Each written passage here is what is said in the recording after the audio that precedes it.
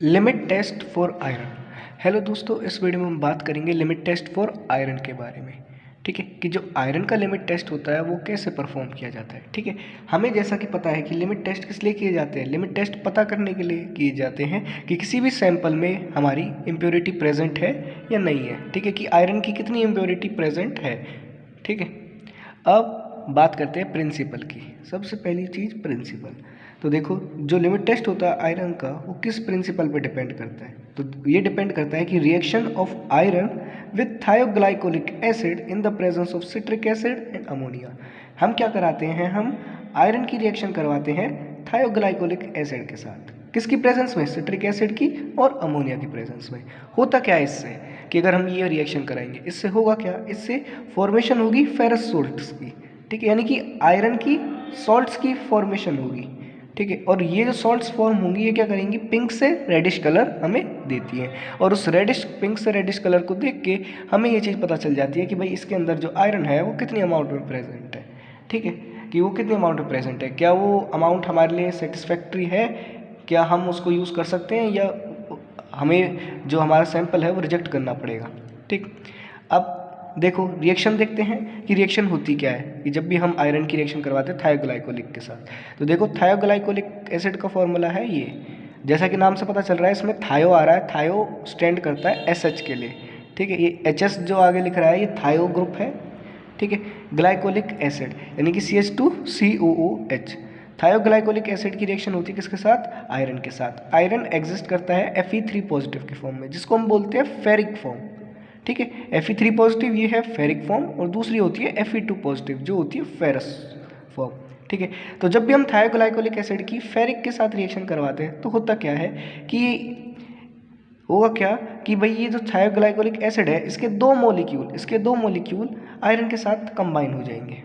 ठीक, तो आप देख सकते हैं इधर Fe आयरन के साथ थायोग्लाइकोलिक एसिड के दो मॉलिक्यूल कंबाइन है। ठीक है, यहाँ से क्या हुआ, यहाँ से दोनों मॉलिक्यूल से H निकल गया, यानी कि 2H पॉजिटिव हमारा बाहर निकल गया।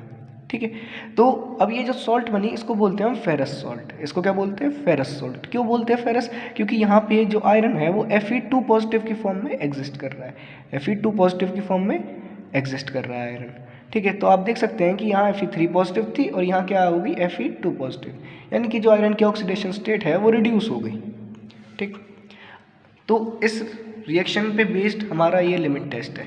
अब आगे हम देख लेते हैं प्रोसीजर, कि प्रोसीजर में हम क्या करेंगे इस टेस्ट को परफॉर्म करने के लिए। तो देखो ये प्रोसीजर है, हमें क्या करना पड़ेगा, हमें दो नेस्लर्स सिलेंडर लेने पड़ेंगे। ठीक है, एक तरफ तो हम स्टैंडर्ड प्रोसीजर फॉलो करेंगे और दूसरी तरफ हम टेस्ट के लिए करेंगे। ठीक है, हम इन दोनों को फिर कंपेयर करके देखेंगे। अगर टेस्ट वाले में जो रिजल्ट आएंगे वो स्टैंडर्ड वाले से कम हो, ठीक है, तो ही टेस्ट वाला हमारा क्या होगा, पास होगा। वरना अगर इसमें जो कलर आएगा वो ज़्यादा होगा स्टैंडर्ड के कंपैरिजन में, तो भाई जो हमारा टेस्ट है वो फेल हो जाएगा, लिमिट टेस्ट। ठीक, तो देखो सबसे पहले देखते हैं स्टैंडर्ड में हम क्या करेंगे। स्टैंडर्ड में हम 2 ml स्टैंडर्ड सॉल्यूशन लेंगे, किसका, आयरन का सॉल्यूशन लेंगे। उसमें ऐड करेंगे प्लस 20 ml वाटर, 20 ml उसमें वाटर ऐड करेंगे। इसके बाद ऐड करेंगे 2 ml of 20% weight by volume citric acid को ऐड करेंगे, प्लस में 0.1 ml थायोग्लाइकोलिक एसिड। इसके बाद third point, make solution alkaline with ammonia, और इसको डाइल्यूट कर देना है इस सॉल्यूशन को 50 ml तक। ठीक है, विद वाटर। और क्या करेंगे, ऑब्जर्व करेंगे कलर कैसा आएगा, कलर आएगा हमारा रेडिश कलर आएगा, पिंक से रेडिश कलर आएगा, वो हमें ऑब्जर्व करना है। अब अगर आप देखोगे तो ये जो पूरा प्रोसीजर है ये सेम रहना है टेस्ट के लिए भी, बस क्या फ़र्क आएगा, फर्स्ट पॉइंट में ही हमारा डिफरेंस आएगा। फर्स्ट पॉइंट में इधर डिफरेंस हो जाएगा कि हमें सैंपल लेना है प्लस में डिस्टिल्ड वाटर लेना है।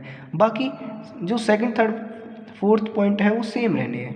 Add 2 ml 20% weight by volume citric acid और प्लस 0.1 ml थायोग्लाइकोलिक एसिड। ये चीज़ें आपको याद करनी पड़ेंगी। ठीक है, इसके बाद make solution alkaline with ammonia और डाइल्यूट कर देना वो फिर से दोबारा 50 ml तक with water and observe colour. तो अब टेस्ट में हम परफॉर्म करेंगे और स्टैंडर्ड वाले को भी परफॉर्म करेंगे। जब रिजल्ट आएगा तो हमें रिजल्ट क्या करना पड़ेगा, दोनों को कंपेयर करना पड़ेगा। टेस्ट वाले का जो रिजल्ट होना चाहिए वो हमेशा कम होना चाहिए एज़ कम्पेयर टू स्टैंडर्ड, जब ही हमारा लिमिट टेस्ट पास होगा। तो ये थी बात हमारी लिमिट टेस्ट फॉर आयरन के बारे में। अब चाहें तो इसका स्क्रीनशॉट ले सकते हैं, ये आपके लिए हेल्पफुल रहेगा।